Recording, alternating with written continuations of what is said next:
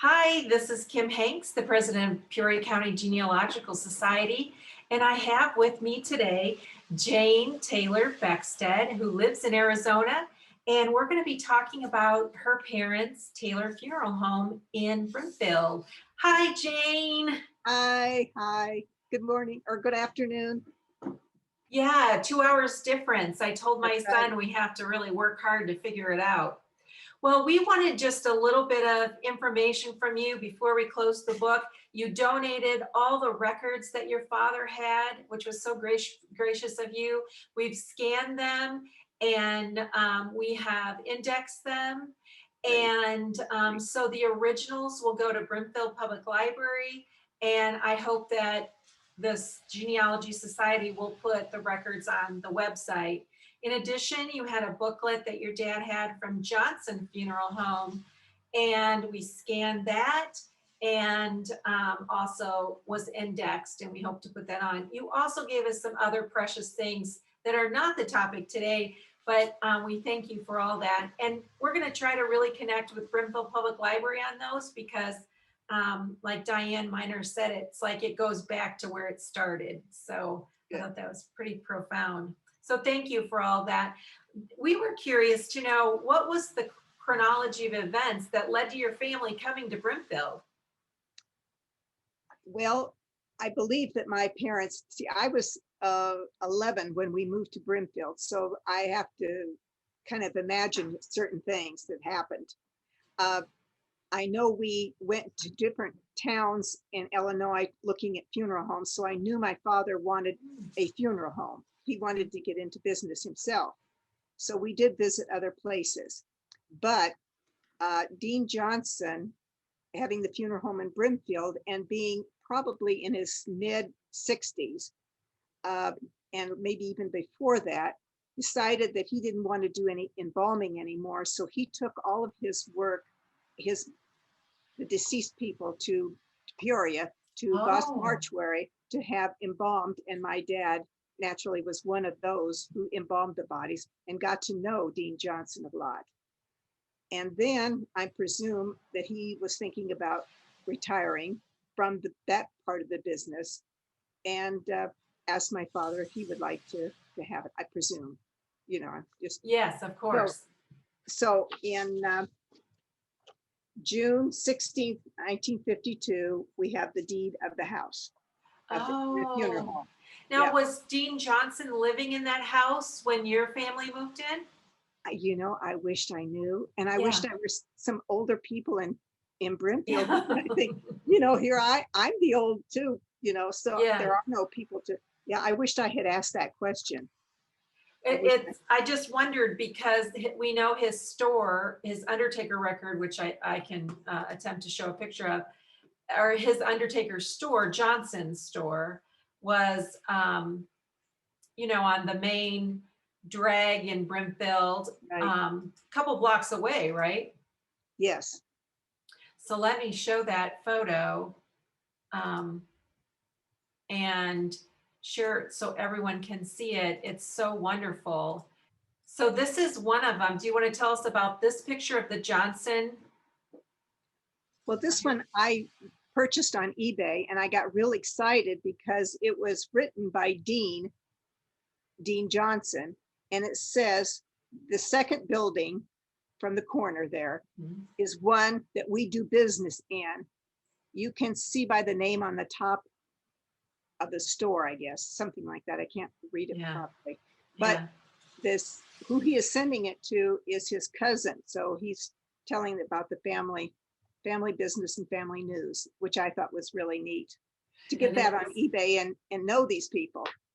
yes, what a find. And I believe it's 1909. Yes, it is. And then Yes, the it is. other one that you sent gives us a clearer picture, which is Yes, wonderful. And it's also 1909. yes.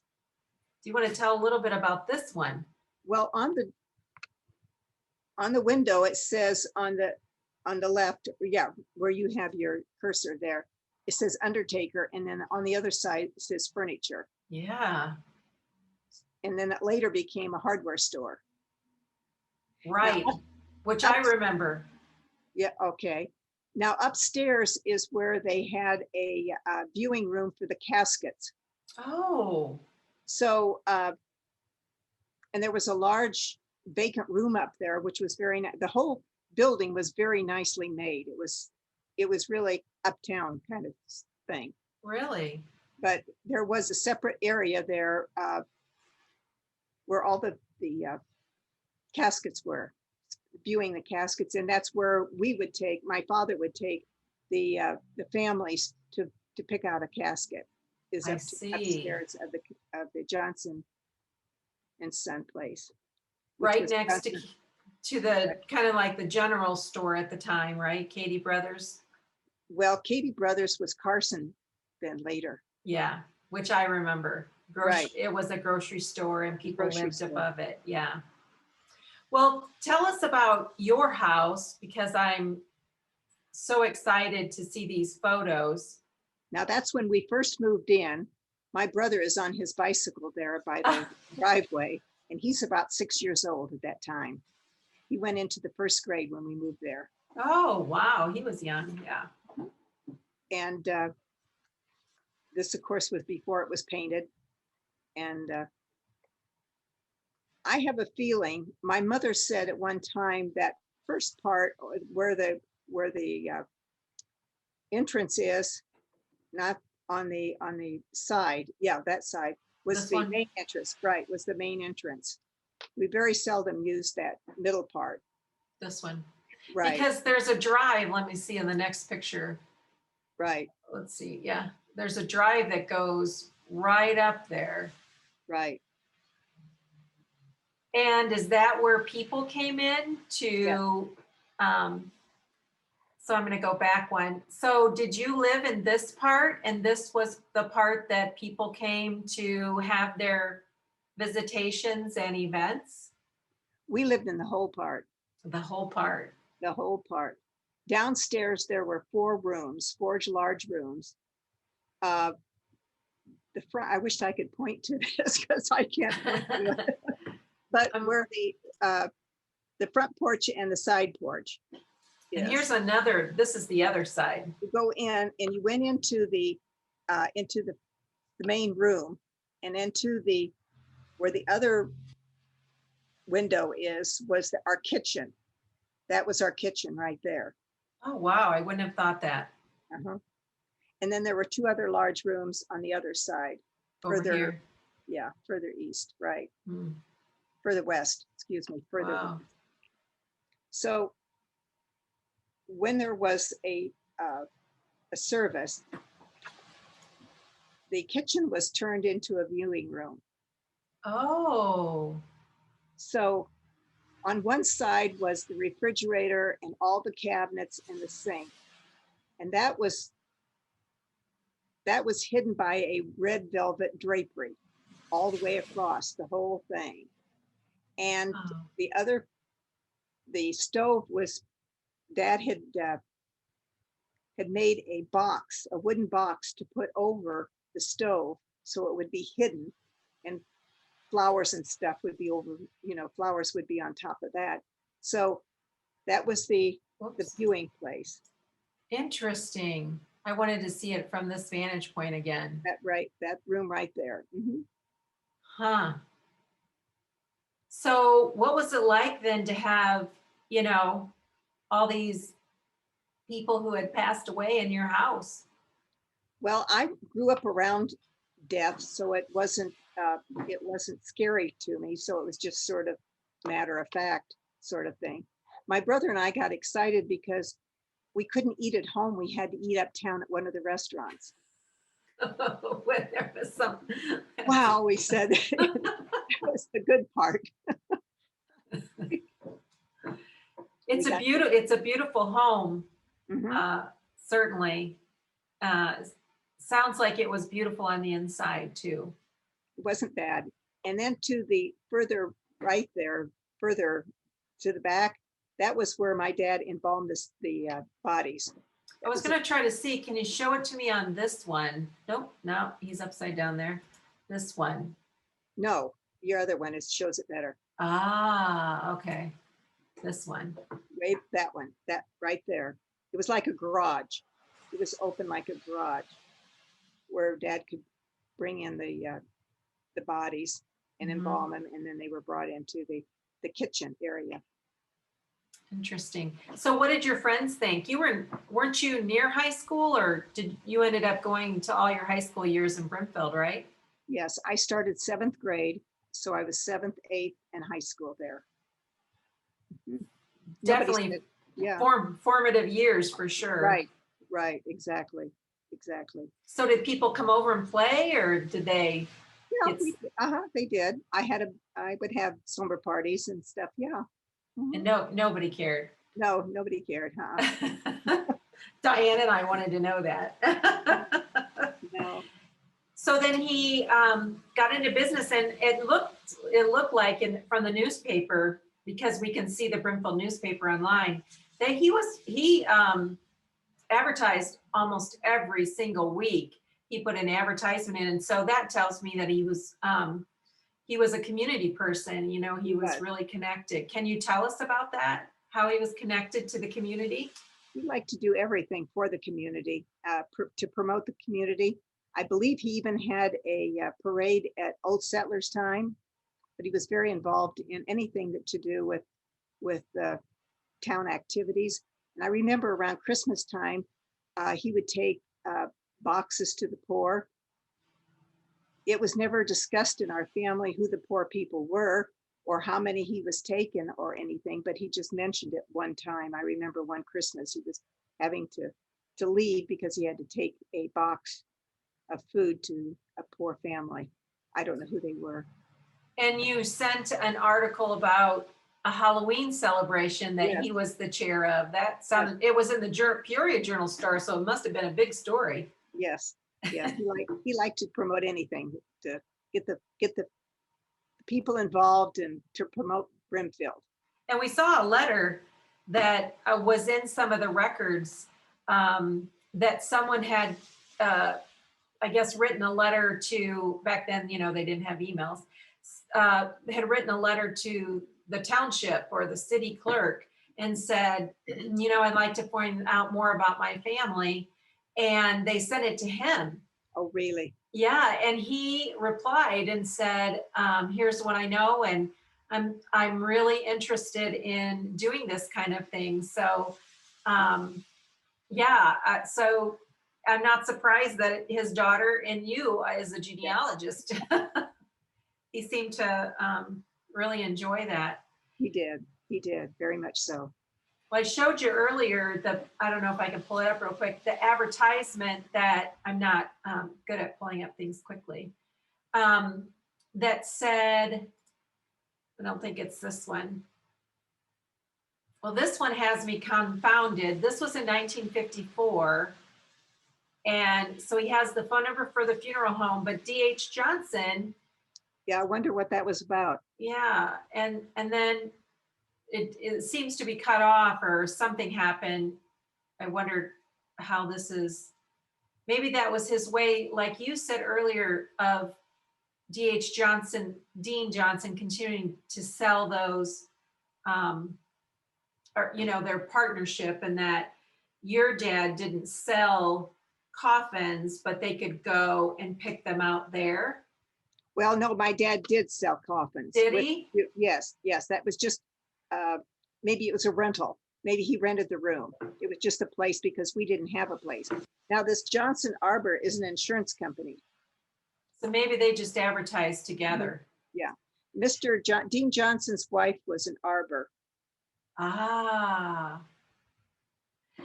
This was the one that I enjoyed, and I showed you a few minutes ago. So Jane's dad is Russell Taylor, and lady attendant. Yes, my mother was very involved. Yeah, can you tell us more about that? We did see a little bit in the paper about it. When they first came, they talked about her and how nice she was, and they were anxious to get to know her. So what did she do? Well, people would call in to the funeral home and want to order flowers. And in those days, there were a lot of groups of people, friends, who would get together and get a bouquet of flowers. And they would they would donate, or they would give mother or send mother 50 cents until she got enough for a bouquet. And then she would put all these names on a bouquet and order the flowers from and I do not know the name of the florist in Elmwood. There was a florist in Elmwood that we would order flowers from.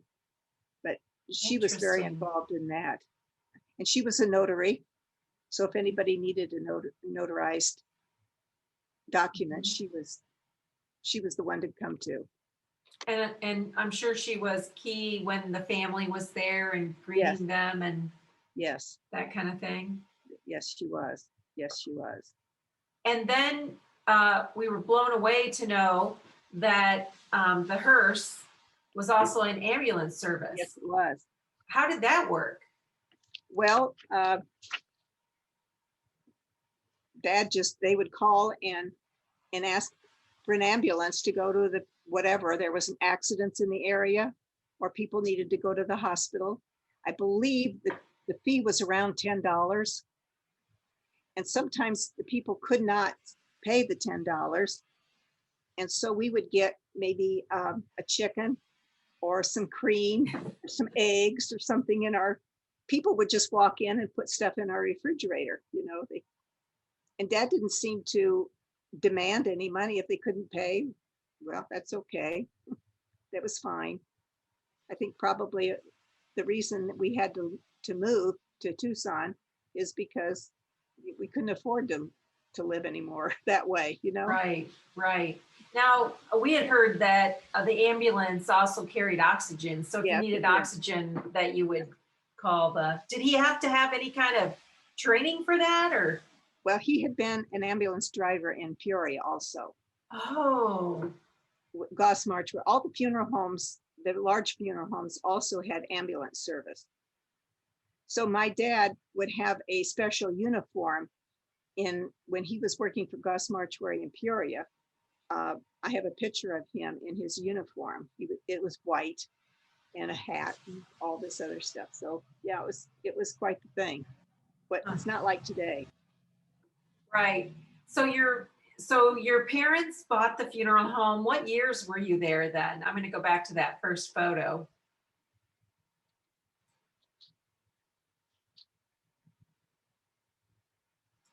Maybe. Where am I? There I am.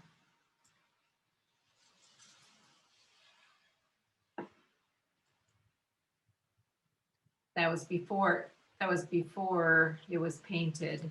Yes, that was 1954. Ah. And we left in October of 1960. And so when you left, did he sell it to somebody else or did anybody want it? Yes, he sold it to the funeral director in Dunlap, Illinois, Schreiner. I believe it was Schreiner. I did find something that indicated that they were either rebuilding this building or building something else. I couldn't tell from the notification in the paper for that company to replace this funeral home. So I don't know if it ever happened. I don't think that he had it very long. And then Dick Archibald bought the home, and he lived in it. And now it's Casey's Market or whatever you call it. Yeah. They tore it down. Yeah, Dick Archibald and his family lived there the whole time until Casey's took it and tore it down, and here we are. So then your father looked for a different place to live with your family. We came out here to Tucson because my grandparents had come out here in 1942 because my grandfather had asthma and they were getting elderly, and it was just a good place to come to for them and for us also. Mm-hmm. And did he do funeral work there? Yes, he did. He worked for Arizona Mortuary here in Tucson. And one of the things that he just seems like a really special man to us as we were looking at the records. He was special to me also. Yeah, I'm sure. Yeah, he seemed, I know you can't tell much from paper, but both Diane and I were just moved by some of the little notes and the careful thing. We wondered if your mom was involved in some of the documentation that we found. But one of the things we noticed about the funeral home records was that he seemed to have a go-to group of pallbearers. Was that just in our imagination, or do you happen to know? The family usually decided who was going to be the pallbearers. Now, if my dad had somebody in line, I have no idea. There Yeah, was a gentleman by the name of Riggs Bostick who would help with the services at times, and if it was especially a large one, otherwise it was just mother and dad. And then a lot of times there was a man by the name of Don Bride, who was the science teacher at the school, yeah. and he would help with the ambulance service at times. Ah, a lot. Well, on the Brimfield group, Facebook group, not too long ago, there was a discussion about Don Bride. Oh, really? And yeah, and people would say, well, he did this and he did this, and he did a lot of different things over the years. Did they say anything about the Saturday night movies at the town square downtown? I can't remember, but I'm going to go back and look. I know they talked about, what was that called? I'll have to go back and look. Saturday. Do you remember the movies? Oh, yeah. Well, I don't remember what movies there were, but I remember every Saturday night, yeah, there would be a movie and we would go and take our blankets and lay down on the ground and watch the movie. Yeah. Where was that? In the, well, I don't know if you, at the park across the street from Memler's, Yeah. next to, it used to be Parkside, I believe Parkside Cafe. Yep. And now it's a bar, and the bar, and the city, I think the city hall has an office Yes, there. yes. Yeah. Uh-huh. Yeah. But they would put a big sheet over on the Parkside Cafe, and it would show on that. Yeah, it was fun. That's cool. Well, that was one of the, I guess, last questions we had was, you spent important years in Brimfield, and Diane told me that you go to reunions when you can for your Yeah. high school class. Yeah. So, what were some of your memories of Brimfield at that time? So those years were 54 to 60. Right, 54 to 60. Yeah. We roller skated at Ewalt, and there was a bowling alley in the basement. I did not bowl, but my mother did. The funeral home had their own team, and yeah, that was exciting. Yeah. I remember a group of us girls even took our ice skates out one time on one of the creeks when it was real cold in the winter time, and the creeks were frozen, and we would skate up and down the creeks.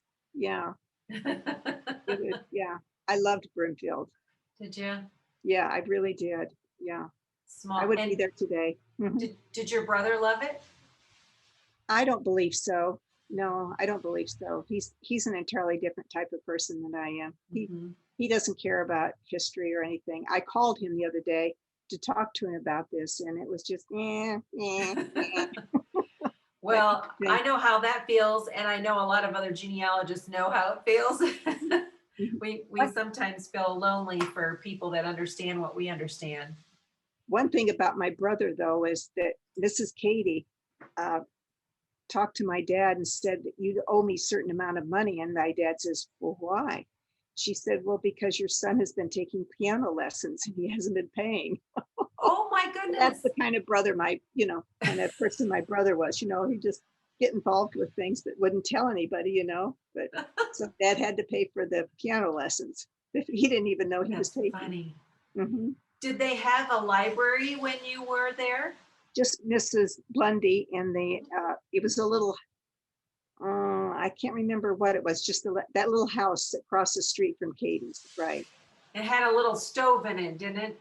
Yes, it did, right in the middle, right. And you told her what kind of book you'd like to read. Yes. I remember looking at books and there wasn't anything, because she would go into town was it into Peoria once a week and get all of these books. And then you came in and got your book and yeah. Yeah, that Yep. was, Some of the memories are similar to the next decade when I was a little girl. So when you were in junior high and high school, did you have favorite teachers, or do anything come to mind when you think of going to school there? well, Mrs. McDonald was a teacher, and of course, Helen Metz, and of course, we all loved Violet Dungan and Mrs. Dubit. There was a Mrs. Allard. She was horrible. But anyway, that was, you have good ones and the bad ones. Mrs.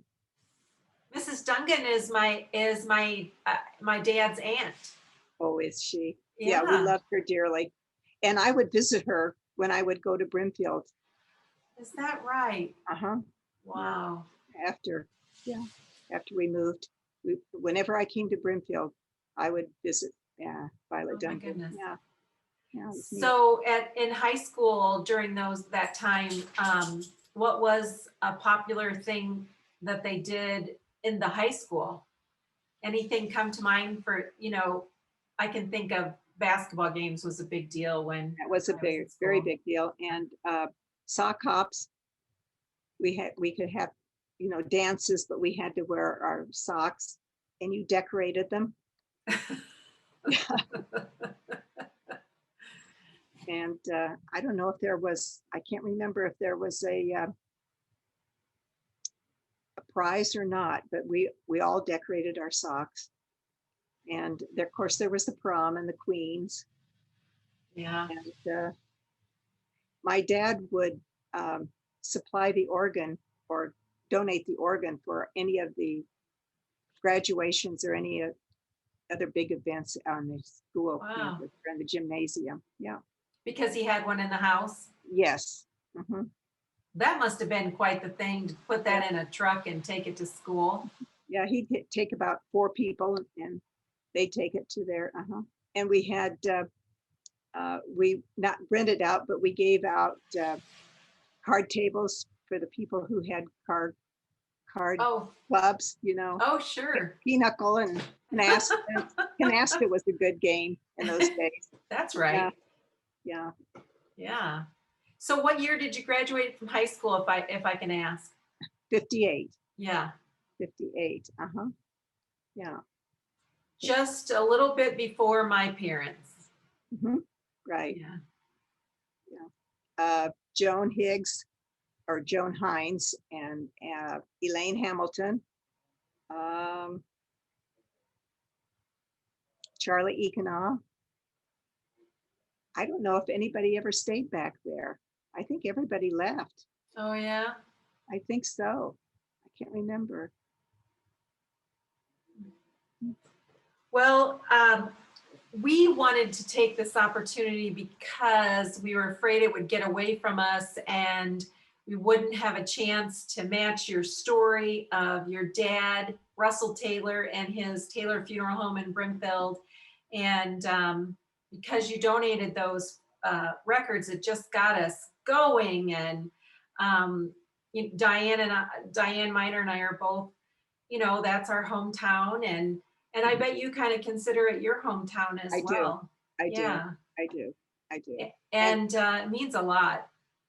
Well, it means a lot that you are appreciative of it because I want them used. I want people to see them. Yeah. I don't want them put in a box and put in the corner and forgotten. And I appreciate what you're doing for it because it's fantastic. Dad loved Brimfield. Mother did too, but Dad more or less, he was the real lover of Brimfield. Yeah. Yeah. Is there anything else that you'd like to share with folks before we stop the recording? Things that maybe a memory that your dad would like to have shared or anything at all about him or your mom? Well, Dad worked for the hardware store in conjunction with having the funeral home. And so after a while, I believe that Dean Johnson got rid of the furniture hardware store and Al Arnold bought it. And so he worked for Al Arnold. Yes. Oh my goodness. Wow. That I was one love, way of putting food on the table. I'm sure, because Yeah, there were times when, because I did a search on the newspapers, there were times when there were no funerals. that's right. That's right. And what do you do then? And That's I right. believe I read somewhere in one of the records that your dad was very knowledgeable about who was buried where in the cemeteries. And Mhm. I don't know if he was the record keeper of that, but that he I don't was know either. really involved and knew. I'm sure that's part of the job, though. Sure. Yes. Yeah. Uh-huh. Yeah. Well, Okay. I thank you for everything, and I hope everyone enjoys this recording.